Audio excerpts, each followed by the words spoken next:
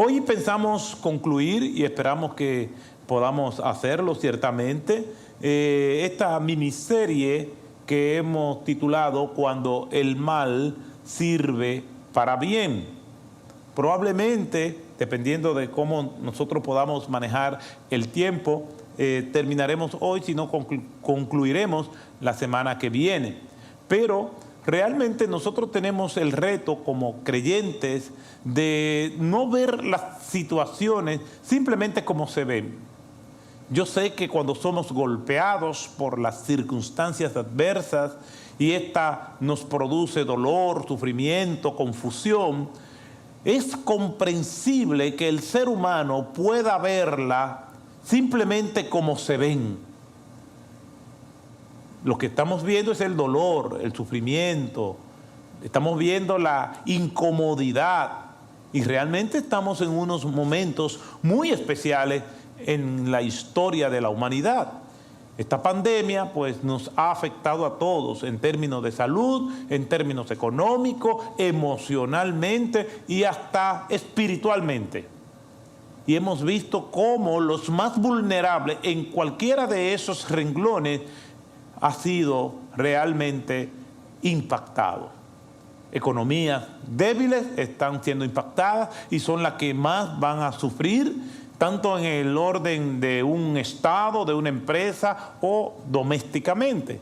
Los que tienen salud más vulnerable, como lo hemos dicho en otras ocasiones. Y también personas con fe débil van a reaccionar o están reaccionando ya de una manera inadecuada ante esta situación, incluyendo ministerios que están desorientados. ¿Y qué vamos a hacer? Porque los creyentes, de alguna manera u otra, creyeron que de su relación con Dios, de su entrega al Señor, entendían que éramos inmunes y que no nos podían venir situaciones como esa. Y lo cierto es que el sufrimiento toca la puerta del justo y del impío. Todos estamos enfrentándonos a esto. Y hay ministerios cuyos creyentes, cuyos feligreses hicieron y construyeron su fe en torno a un edificio y ahora están desorientados. No, los templos están cerrados, los edificios están cerrados, pero la iglesia del Señor sigue militante y victoriosa. Y después de esto seremos más fuertes en el nombre del Señor, porque eso es lo que nos dice la Escritura. Independientemente del criterio que usted pueda tener de que si esto es un juicio o es una prueba, dice la palabra de Dios que habiendo acabado todo, nosotros estemos firmes y vamos a terminar firmes, fuertes, fortalecidos en el Señor, como le dice el apóstol Pablo a Timoteo en 2 de Timoteo. Tú pues, hijo mío, fortalécete en la gracia que hay en Cristo Jesús. Y nosotros vamos a salir más fortalecidos, pero no porque la gloria recae sobre nosotros, no porque nosotros somos fuertes, no, seremos más fortalecidos por la gracia, porque en esta situación ciertamente, aunque tenemos adversidad, contratiempo, es incómoda, la hemos pasado y la estamos pasando, tirándonos en el océano de Dios y dejándonos llevar por el soplo de su voluntad, por el viento y las caricias que se desprenden de lo alto. Allí dejándonos llevar y mecer por los designios de Dios. Esto se enfrenta con la gracia de Dios, con las herramientas que Él nos ha dado para que nosotros podamos seguir adelante. Por eso decimos con toda limpia conciencia de que todo esto va a pasar. Decimos con toda paz y tranquilidad que sobrepasa todo entendimiento, todo va a pasar. Y podemos decir, y esperamos que el Señor nos siga fortaleciendo a decir, porque todo este mal sirvió para bien. Familias reconciliadas, matrimonios fortalecidos, personas perdonadas, otras emitiendo perdón, liberando los rehenes que por tanto tiempo llevaban consigo a cuesta y entendieron que tenían que perdonar al igual como lo hizo José. Cuando el mal sirve para bien, La vida de José es un entramado, es un laberinto donde Dios desde los cielos mira por dónde es el camino correcto. La vida de José a veces oscura, a veces nebulosa, pero Dios tiene control de todo. Ese es el mensaje que nosotros vemos en estos pasajes, en estos textos que hemos leído. Dios tiene control de todo. Dios sabe cómo manejar cada paso, cada respiración, cada palpido del corazón, cada gota de sudor que se desprendía de José. Dios lo tenía todo pautado. Dios lo condujo por un camino de escalas que ni él mismo entendía. Y cuando las cosas parecían que se iban a poner mejor, entonces se pusieron peor. Pero Dios lo sabe todo. Y esa es una de las cosas que nosotros tenemos que tener pendiente en este pasaje. Dios lo sabe todo. Y esta pandemia no escapa del control del Señor. Todo esto puede servir para bien. Y digo puede porque si usted no ve las promesas del Señor, si yo no puedo confiar en que Dios tiene control de todas estas cosas, entonces voy a caer como aquellos que no conocen a Dios y que no tienen esperanza y que están abrumados, siendo aplastados por la agonía y la incertidumbre. Dios tiene control de todo. Y la vida de José así nos lo confirma. Estamos en un tramo bien difícil para todos, con mayor impacto o menor impacto, dependiendo de la realidad de cada uno de nosotros. Sin embargo, Dios, por su palabra, quiere que reaccionemos buscando el bien de esta situación mala. Por eso les invito a que nosotros leamos nuevamente en el libro de Génesis, capítulo 50, versos 20 al 21. Y después de eso vamos a hacer una oración, vamos a elevar un clamor al Señor, pidiéndole al Señor que nos ayude. Pero primero vamos a leer su palabra. Génesis capítulo 50, versos 20 y 21. Vosotros pensasteis hacerme mal, pero Dios lo tornó en bien para que sucediera como vemos hoy y se preservara la vida de mucha gente. Ahora pues no temáis, yo proveeré por vosotros y por vuestros hijos. Y los consoló y les habló cariñosamente o al corazón. Oremos. Padre Santo, tu pueblo reunido, siempre no hemos dejado de congregarnos, no hemos dejado de edificarnos, de adorarte. Hemos crecido en medio de esta situación de aislamiento social, de segregación involuntaria. Estamos en nuestras casas, confinados, pero la antorcha del Evangelio sigue ardiendo como siempre. Y quizás en estos días grises se puede ver más su luz admirable. Gracias, Señor, porque aunque estamos en casa, nosotros seguimos en comunión contigo. Gracias porque la fe no depende de un templo, ni el compromiso del creyente de venir un domingo en la mañana. Lo extrañamos los abrazos, los besos, extrañamos vernos físicamente y saludarnos.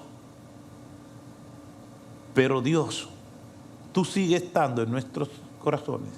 Y nuestra adoración a ti y nuestra lealtad a ti no está en juego ni está comprometida con los que te aman y te adoran en espíritu y en verdad. Gracias, Padre, porque tú nos permites tener el fundamento en tu palabra. Podemos decir con toda seguridad, con toda certidumbre, que nosotros seguimos adelante como iglesia tuya. Gracias, Señor, porque tú nos sostienes en medio de la escasez. Gracias porque tus promesas son grandes y fieles, y en ellas para siempre confiaré. Gracias, Padre. Gracias por los episodios de perdón, de reconciliación. Gracias, Señor, por las tensiones superadas.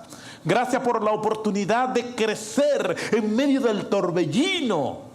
Gracias, Padre, porque cuando la tormenta ha arreciado, tú estás ahí con nosotros para caminar por las turbulentas aguas y decirle al viento, calla, y humedece, y recordarnos tu palabra que retumba diciéndonos, tened ánimo, no temáis, yo soy. Gracias, Padre, porque tu palabra es lumbrera a nuestro camino, porque la hemos depositado en nuestros corazones para no pecar contra ti. Te pedimos, Señor, que tú dé esfuerzo al cansado y multiplique las fuerzas al que no tiene ninguna. Te pedimos, Señor, que nos perdone, y sabemos que si confesamos nuestros pecados, tú eres fiel y justo de perdonar nuestros pecados y limpiarnos de toda maldad. Te pedimos, Señor, que nos des sabiduría para saber cómo actuar, porque si alguno tiene falta de sabiduría, tenemos que pedirla a ti y tú nos la darás abundantemente y sin reproche. Gracias, Señor, porque nos has salvado, porque has enviado a tu Hijo Jesucristo para que todo aquel que cree en Él no se pierda, mas tenga vida eterna. Gracias, Señor, porque te tenemos a ti, que está con nosotros todos los días hasta el fin del mundo. Gracias, Señor, porque aunque en el mundo tenemos aflicción, nosotros confiamos en ti, porque tú has vencido al mundo. Gracias, Señor, por tu palabra que nos recuerda tu voluntad. Gracias porque comemos de ella y no tenemos hambre. Gracias porque tú eres nuestro Dios y nada nos faltará. Y gracias, Señor. Ayúdanos, porque tú eres nuestro ayudador, porque tú estás al lado nuestro como poderoso gigante. Gracias, Señor, porque nos alegramos en ti, porque tú eres nuestro gozo y nuestra fortaleza, porque tú eres nuestro pronto auxilio en la tribulación. Te adoramos y te bendecimos. En el nombre de Jesús. Amén. Gracias, Padre. Gracias, Señor. Volvemos nuevamente a la palabra de Dios. Y estas palabras que hemos leído en Génesis capítulo 50, versículo 20 al 21, son las palabras que José le había dicho a sus hermanos. Recuerden que hemos leído en el libro de José que tal como el Señor le mostró a José y José le interpretó los sueños al faraón, tal y como él lo había dicho, así estaba sucediendo en aquellas tierras egipcias lejanas. Vinieron 7 años de escasez conforme a como José interpretó los sueños, y esos años de escasez comenzaron a expandirse y a perpetuarse por muchos lugares. Y de muchos lugares venían a la ciudad de Egipto para poder abastecerse. Entre todas esas personas que venían de muchos lugares, de muchas comarcas alejadas, vinieron los hermanos de José a buscar provisión. Y allí José los reconoció. Nosotros hemos visto todo lo que sucedió en Génesis capítulo 43, en Génesis capítulo 44, cuando José lo prueba por medio de la copa, y luego ya José, no pudiendo más, se da a conocer a sus hermanos y les dice: yo soy José, su hermano, y le da pruebas indubitables para que ellos reconocieran y se dieran cuenta que él era José. Hasta ese momento, en Génesis capítulo 45, donde José revela su verdadera identidad, él les hablaba a ellos por medio de un traductor. Habían pasado 22 años. José fue vendido como esclavo a los 17 años y tenía 39 en ese momento. Por lo tanto, las probabilidades de que ellos se le reconocieran eran muy remotas. No se iban a imaginar la providencia de Dios. Aquel muchacho que fue vendido como esclavo, a lo mejor murió en el largo viaje de más de 8,000 kilómetros por el desierto, enfrentándose a las inclemencias despiadadas de un clima que no perdona. Un tramo muy peligroso, pero Dios preservó la vida de José. No se iban a imaginar que estuviera vivo, y si estuviera vivo probablemente estuviera encadenado en algún lugar como un vulgar esclavo, como se veían a este tipo de personas en aquellos tiempos.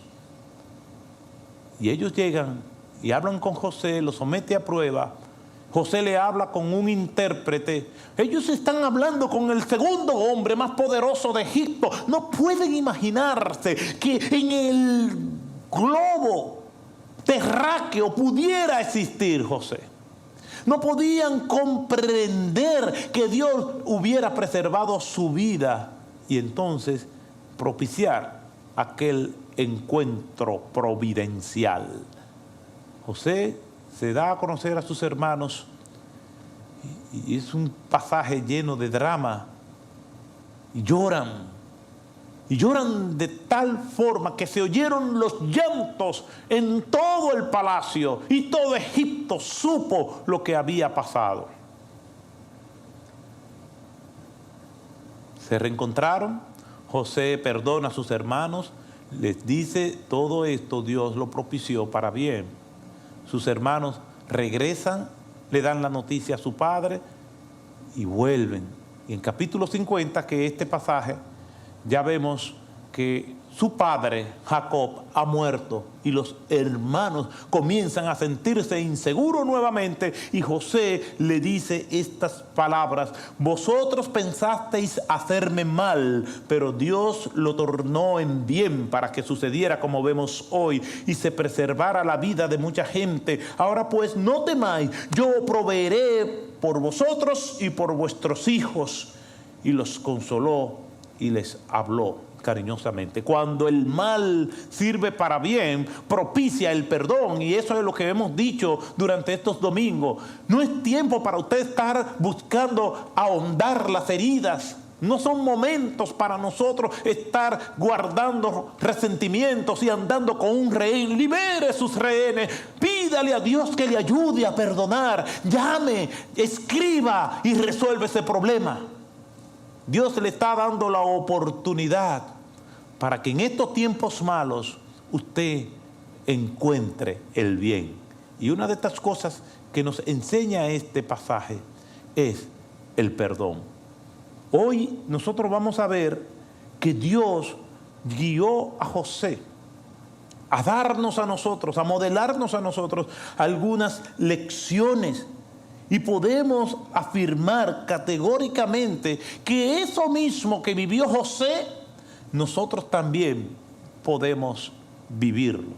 Allí, por la vida de José, Dios entonces no solamente le guió a perdonar, sino también a ser proveedor y ser protector. Todo esto porque el gran actor principal de esta obra es nuestro Dios, que está presente en todos los actos, en todas las escenas de esta narrativa. ¿Por qué podemos afirmar que entonces que así como sucedió con José puede pasar con nosotros? Porque Dios, que es el que dirige todo esto, desde que era un muchacho inmaduro molestando a sus hermanos, hasta que se convirtió en un esclavo, después en prisionero y después en gobernador. Dios está detrás de todo esto. El muchacho que se convierte en esclavo, de esclavo a prisionero y de prisionero a gobernador. El gran actor, el gran propiciador de todo esto es Dios. Y así como lo hizo con José en sus circunstancias, también en estos tiempos malos podemos afirmar que el mal también sirve para bien. ¿Por qué? Porque Dios sigue siendo el mismo. Dios no ha cambiado. Dios sigue siendo la misma persona, y cuando vamos a su palabra nos confirma esta realidad para que estemos confiados, para que estemos tranquilos, para que estemos gozosos, para que su paz nos cubra y nosotros podamos decir: sí, estamos en momentos malos, la economía está golpeada, nuestras finanzas están limitadas, estamos con problemas de salud, estamos con tristeza porque hemos perdido familiares, pero confiamos de que esto servirá para bien, porque Dios es el mismo hoy, ayer y por los siglos. Ese es el Dios nuestro. Nosotros lo podemos ver en su palabra. Lo primero que podemos afirmar es que Dios es el mismo, porque el carácter moral de Dios no cambia. Miren lo que dice la palabra de Dios en Santiago, capítulo 1, versículo 17. En el cual no hay mudanza ni sombra de variación. Dios sigue siendo el mismo. Él no va a cambiar su carácter moral. Hay personas que me dicen a mí: óyeme, si Dios actuara como Él actuaba antes, Dios sigue actuando igual. De que nosotros no tengamos la percepción de que Él sigue actuando igual, o de que no nos revele sus propósitos, o no nos demos cuenta, no quiere decir que Dios ha cambiado. Es el mismo Dios. En Él, como dice Santiago aquí en este versículo 1, en este capítulo 1, versículo 17, en Él no hay mudanza, ni sombra, ni semejanza de variación. Dios no cambia, porque el carácter moral de Dios sigue siendo el mismo. Por lo tanto, a partir de ahí, como Él actuó con José y con otros más en todas las escrituras, como Él actuó con Daniel, como Él actuó con todos los profetas, con Jeremías, con Isaías, con Ezequiel, también Dios va a actuar con nosotros. Él no ha cambiado. En segundo lugar, la palabra de Dios no cambia. Dios no dice una cosa ahora y después dice otra. Miren lo que dice Isaías capítulo 40, versículo 6. Toda carne es hierba. La hierba se seca, mas la palabra del Dios nuestro permanece para siempre. La palabra de Dios no cambia. Quiere decir que eso nos da esperanza. Nos da esperanza, pero nos desafía, porque sigue siendo el Dios celoso, el Dios que odia el pecado, el Dios que quiere que sus hijos le honren y anden en santidad, el mismo Dios que castiga, el mismo Dios que hace justicia, el mismo Dios que hace disciplina. También es el mismo Dios que bendice y que tiene misericordia y que hace lo que Él quiera. Como dice el mismo profeta Isaías en el capítulo 45, yo soy el que creo las tinieblas y que creo la luz, el que crea la paz y creo la adversidad. Yo y ninguno más que yo, dice el Señor, es el que hace todas estas cosas. Dios no cambia. Por lo tanto, al ver la vida de José, nosotros podemos entender que así como en aquellos tiempos malos Dios le guió y le ayudó, no solamente a él poder seguir adelante, sino a hacerle consciente de que todo esto lo hizo él para beneficio de José y de otras personas más. Hay personas que se abren paso en medio de la adversidad. Pueden subsistir y prevalecen en medio del caos, de la agonía, de la angustia. Y la historia está llena de personas así. Pero no todos miran al cielo y le dan la gloria a Dios. No todos alzan sus ojos a los montes y reconocen que su socorro vino de Jehová, que hizo los cielos y la tierra. Muchas personas piensan que es por sus capacidades. Muchos creen que ellos están donde están porque ellos lo lograron y se lo merecieron. Sacan a Dios de toda injerencia y dicen: no, fuimos nosotros. Yo fui y hasta escriben libros de autoayuda a cómo tú poder hacer el campeón que hay en ti. Tú puedes, no hay límites, todo lo que tú te propongas tú lo harás. Eso dicen, pero la palabra de Dios nos enseña que cómo podemos decir que somos creyentes y llegar a conclusiones tan fatales y nefastas como esta, cuando Dios es el que hace todas las cosas y nosotros lo único que tenemos que hacer es darle la gloria a Él. Si has tenido éxito es porque en la providencia de Dios Él te lo ha dado, aún en áreas donde tú ni siquiera lo imaginabas. Cuando vengan los elogios, entonces ten cuidado. Yo ilustro los elogios como un regalo bien empacado, hermoso. Hicimos algo y ese Dios que es tan santo y tan humilde, Él es que hace todas las cosas y aparenta como que fuimos nosotros que la hicimos. Entonces cuando recibimos el elogio, es ese regalo. Y lo único que tenemos que hacer es tomar ese regalo y ponerlo a los pies de la cruz. Cuidado si lo abra, no lo vaya a abrir, porque lo que contiene ese elogio, esa acreditación, esa gloria, no es suya, ni es mía, es del Señor. A veces nos entregan el elogio y tenemos, como hacemos cuando nos dan algún regalo, y lo abrimos y nos deleitamos en lo que está dentro. Si lo abre quedará prisionero. Los elogios no son nuestros, son del Señor. Lo ponemos a los pies de la cruz y allí es donde deben quedarse y que el Señor lo desempaque, porque para Él es toda la gloria y toda la honra. Todo lo que hagáis, sea de comida o de bebida, hagámoslo para la gloria de Dios. Por eso cuando José habla con sus hermanos, le dice: ustedes pretendieron hacerle mal a mí, pudieron haberme matado, pero Dios no lo permitió, porque tenía un propósito. En todo momento José reconoce la providencia del Señor, y así como Dios estuvo con José, también está con nosotros, porque Él no cambia.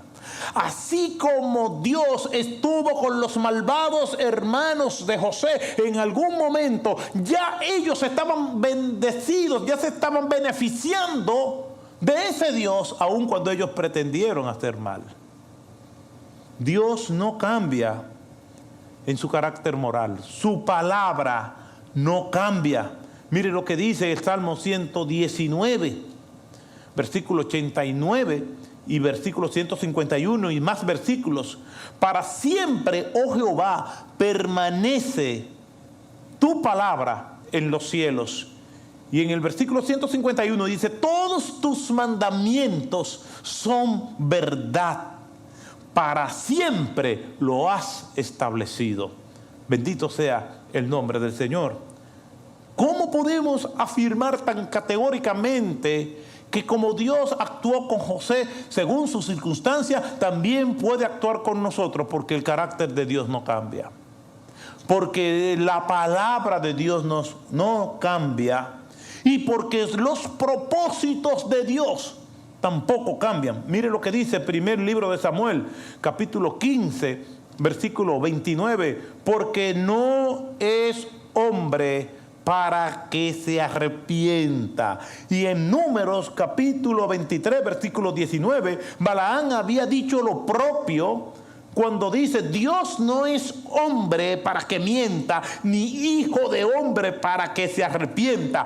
Él dijo y no hará, habló y no ejecutará, porque es Dios. Y Dios en sus propósitos no cambia. Sus propósitos son eternos.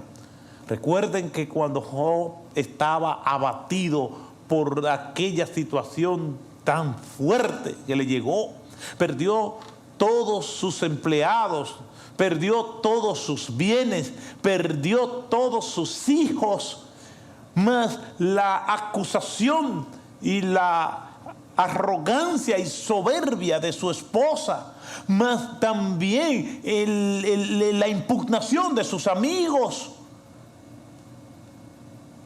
Job podía decir con toda limpia conciencia: no hay despropósito en Dios. Yo sé que mi Redentor vive. Y que no hay despropósito en Dios. El problema está cuando nosotros no podemos entenderlo, entonces juzgamos a Dios. Entonces Dios deja de ser el soberano para nosotros y pretendemos sentarlo en el banquillo de los acusados para que responda por sus actos. ¿Qué capítulo más arrogante en la historia particular nosotros escribimos cuando pensamos cosas como esas y queremos impugnar a Dios? Dios entiende que nosotros no podamos entenderlo. Vemos en la vida de algunos profetas que le preguntan a Dios: ¿por qué? ¿Hasta cuándo? Pero se lo están preguntando a Él. Y ya eso de por sí es un acto de fe y lo están haciendo de manera reverente. Dios sabe, y Él mismo ha dicho: porque mis pensamientos no son vuestros pensamientos, ni mis caminos son vuestros caminos. Dios lo sabe. Ante la incertidumbre, la incógnita, ante la intriga, nosotros lo que tenemos que hacer es: Señor, ten misericordia. Mostrarnos con humildad ante el Dios amado. ¿Qué nosotros podemos sacar de José en conclusión? Yo creo que encontramos básicamente, entre otras cosas, dos grandes lecciones. La primera es que el mal sirve para bien porque evidencia que Dios es un Dios soberano. En todo el momento en que nosotros vamos leyendo, no podemos dejar de ver el gobierno de Dios en todo lo que está ocurriendo en la vida de José. En toda la vida de José, el gobierno de Dios es evidente, aunque José no lo vio o sus parientes tampoco lo vieron. Textos como los siguientes así lo confirman. Ya lo hemos leído y es pertinente recordarlo otra vez. Génesis capítulo 39, versículo 2 al 3, versículo 5, versículo 21 y versículo 23. Lo voy a leer corrido. Dicen de la siguiente manera: y el Señor estaba con José, que llegó a ser un hombre próspero y estaba en la casa de su amo el egipcio. Versículo 3. Y vio su amo que el Señor estaba con él y que el Señor hacía prosperar en su mano todo lo que él hacía. Versículo 5. Y la bendición del Señor estaba sobre todo lo que poseía en la casa y en el campo. Versículo 21. Mas el Señor estaba con José y le extendió su misericordia y le concedió gracia ante los ojos del jefe de la cárcel. Versículo 23. El jefe de la cárcel no supervisaba nada que estuviera bajo la responsabilidad de José, porque el Señor estaba con José y todo lo que él emprendía, el Señor lo hacía prosperar. Y el Señor estaba con José y el Señor hacía prosperar a José. ¿Por qué? Porque el gobierno de Dios es evidente en estas circunstancias que aparentemente desde el punto de vista humano parecen contradictorias. Algunas personas podrían decir: este muchacho ahora está preso, este muchacho ahora lo acusaron de querer acosar a la esposa de su jefe, es un malagradecido. Pero aquí dice que Dios estaba con él, como Dios también está con nosotros. Esta pandemia no está fuera de control. Dios ejerce su dominio sobre ella y todo lo que está sucediendo es bajo el designio perfecto de su eterna y perpetua voluntad. Si Dios tiene control, entonces confía que esto no está fuera de su alcance. Si Dios tiene el control, entonces Dios tiene propósito. Sus propósitos no cambian, su palabra no cambia y su carácter no cambia. Todo aquí estaba bajo el control de Dios. En las cartas del sufrimiento, que son una serie de cartas que Charles Spurgeon escribió a su congregación, a sus hermanos y amigos, es notable cómo él reconoce los padecimientos que él estaba pasando por sus enfermedades y cómo él habla del aliento que Dios le da. Yo quisiera leer un trozo de una carta del 23 de abril de 1876 y dice de la siguiente manera: amados amigos, después de 10 días de experimentar muchísimo dolor, ahora estoy mejorando, aunque todavía soy incapaz de caminar por mi habitación. Estoy de seguro de que esto es bueno, pues es obra del Señor. Mi gran desazón es no poder predicar y proseguir con la obra del Señor, pero en respuesta a sus oraciones, creo que pronto estaré recuperado. Soy una pobre y débil criatura para ser pastor de esa gran iglesia, pero estoy seguro que el gran amor de ustedes tendrá paciencia conmigo. Yo me deleito en usar cada átomo de mi fortaleza en el servicio de ustedes, pero la carga es pesada y mi mente desfallece ocasionalmente bajo su peso. Entonces la carne se adhiere a la mente y me convierto en un prisionero reducido a la impotencia. Espero que la incapacidad de este pastor sea un llamado para cada miembro de la iglesia para hacer todo lo que esté de su parte para ganar almas y edificar al pueblo. Hagan que todo marche mejor de lo que marcharía si yo estuviera entre ustedes. Sobre todo, les suplico que oren más.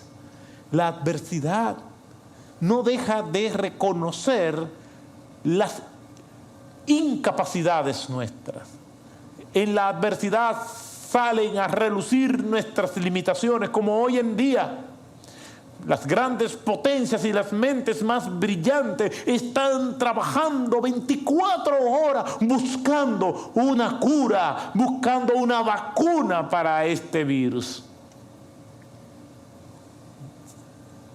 Las evidencias son más que suficientes para mostrarnos a nosotros cuán vulnerables somos. Y aquí un hombre como nosotros dice: me siento vulnerable, oren más. ¿Sí? La palabra de Dios nos recuerda quiénes nosotros somos. La palabra de Dios nos recuerda quién es Dios. Sin embargo, confiamos en el Señor. Todo esto que pasó en la vida de José nos muestra la soberanía del Señor. En segundo lugar, cuando el mal sirve para bien, es una evidencia de que Dios es misericordioso. Nosotros lo vemos en la vida de José. Misericordia para José. Ahora pues, no se entristezcáis, dice en la primera reunión que tuvo José con sus hermanos, después que él se da a conocer. Génesis 45, versículo 5 al 14, pero voy a leer simplemente los versículos 5 y 7. Dice José a sus hermanos: ahora pues no se entristezcan ni os piensen, os pese por haberme vendido aquí, pues para preservar vidas me envió Dios delante de vosotros, porque en estos 2 años ha habido hambre en la tierra y todavía quedan otros 5 años en los cuales no habrá siembra ni siega. Y Dios me envió delante de vosotros para preservaros. Dios fue el que me envió. Cuando el mal sirve para bien, evidencia de que Dios es misericordioso. Dios tuvo misericordia con José. Todo lo que pasó fue para el bienestar espiritual y para el bienestar material de José. Entonces, ¿por qué tenemos que pensar lo contrario ahora? Vamos a pedirle al Señor que nos revele su propósito. Vamos a pedirle al Señor que en lo que eso llega, nuestra fe se mantenga firme y creciendo, sabiendo que ese mismo Dios es el mismo Dios que nosotros tenemos hoy en día. Dios es misericordioso con José, es misericordioso con sus hermanos. 45:8 del libro de Génesis: no fuisteis vosotros los que me enviasteis aquí, sino Dios, y Él me ha puesto por padre de Faraón y señor de toda su casa y gobernador de toda la tierra de Egipto. Misericordia. José pudo haberse desquitado de sus hermanos, matarlo. con la venganza instalada en su corazón, él pudo haber hecho todas estas cosas, pero no lo hizo. Dice, no fuisteis vosotros los que me enviasteis a mí. Ustedes fueron simplemente instrumentos de Dios. Eso es gracia y misericordia. Misericordia hacia sus hermanos. Versículo 14 y versículo 15. Se echó sobre el cuello de su hermano Benjamín y lloró, y Benjamín también lloró sobre su cuello, y besó a todos sus hermanos y lloró sobre ellos, y después sus hermanos hablaron con él. Los perdonó. Antes incluso que ellos le pidieran perdón, ya todo el odio, el rencor había sido desinstalado de su corazón por la gracia del Señor. José en esos momentos tenía que decidir si perdonaba o no. Si José no perdonaba, aunque fuera el gobernador de Egipto, iba a seguir siendo esclavo. Dios es misericordioso. Misericordioso hacia José, misericordioso hacia sus hermanos y misericordioso hacia Jacob, su padre. Pasajes hermosos. Dice José a sus hermanos, díganle, dense prisa y díganle a mi padre, así dice José. Y ese fue el recado, el mensaje que le mandó José a su papá. Dios me ha hecho el Señor de todo Egipto. Ven a mí, no te demores. Estoy vivo. Y no solamente estoy vivo, estoy bien. Ven para acá. Versículo 20 del mismo capítulo 45. Lo último que le mandó a decir. Y no te preocupes por vuestras posesiones personales. No te preocupes por nada de eso. Pues lo mejor de toda la tierra de Egipto es vuestra. No te preocupes por la vaca flaca esa que tú tienes allá. No te preocupes por esos camellos recostados que tienen que estar, pero no tienen esfuerzo. Ven para acá, que aquí es que están los camellos turbo. Aquí es que están los de último modelo. Ven para acá para que te deleite. Porque lo mejor de la tierra lo tengo para ti. Misericordia. ¿Por qué tenemos que pensar que Dios ha cambiado? La clave está en confiar en el Señor. Que nuestra fe esté puesta únicamente en Él. Entonces nos alegraremos. Ya sea que Dios nos bendiga y nos prospere con salud y con posesiones materiales, o que no haga nada de eso, pero como quiera, la bendición la tenemos, porque la bendición es someterse a la voluntad de Dios. En ocasiones el Señor va a proveer, en otras ocasiones no, pero como en todos nos alegraremos en el Dios de nuestra salvación.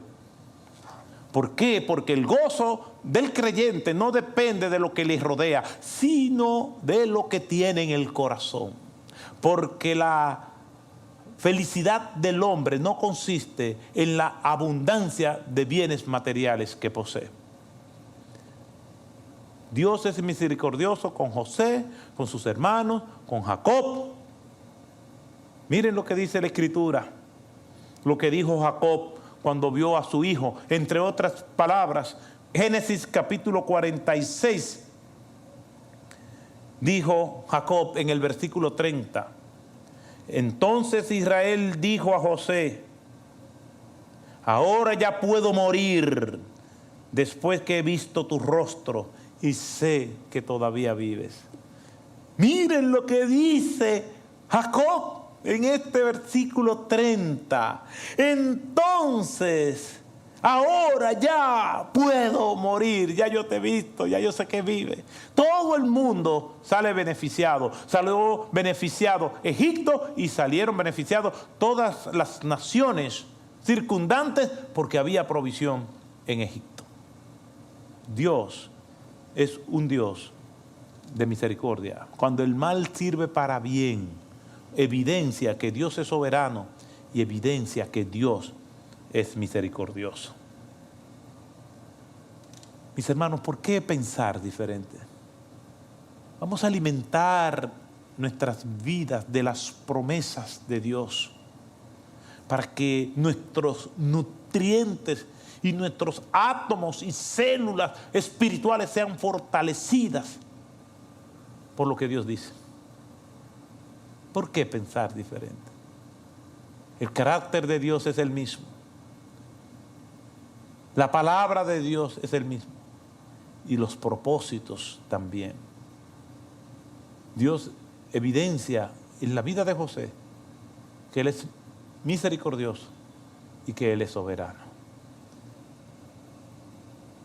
Me alegro de que el tiempo de mi regreso a ustedes sea ahora un asunto de unos cuantos días y tengo toda esperanza, dijo Spurgeon en otra carta. Si así Dios lo quiere, de regresar ya estaré con mi salud restablecida y una mente restaurada.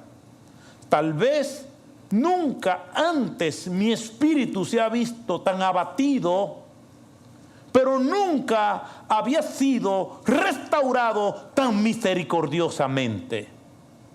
Que el Señor santifique tanto la prueba como la recuperación, de tal manera que yo pueda ser un instrumento más apto en su mano para promover su gloria y el bienestar de todos ustedes. Spurgeon regresó al púlpito un mes después y gozó de mayor salud que nunca. Y estuvo muy ocupado en todas las áreas de la obra. Se llenó de gozo ese año al ver las primicias de la obra del orfanato, ya que uno de los antiguos huérfanos asumió el pastorado en una iglesia en Cambridgeshire. La membresía del tabernáculo ese año excedió las 5,000 personas, a pesar de que 250 hermanos habían salido voluntariamente para abrir y plantar otra nueva iglesia. Dios no cambia y su misericordia y sus propósitos son para siempre.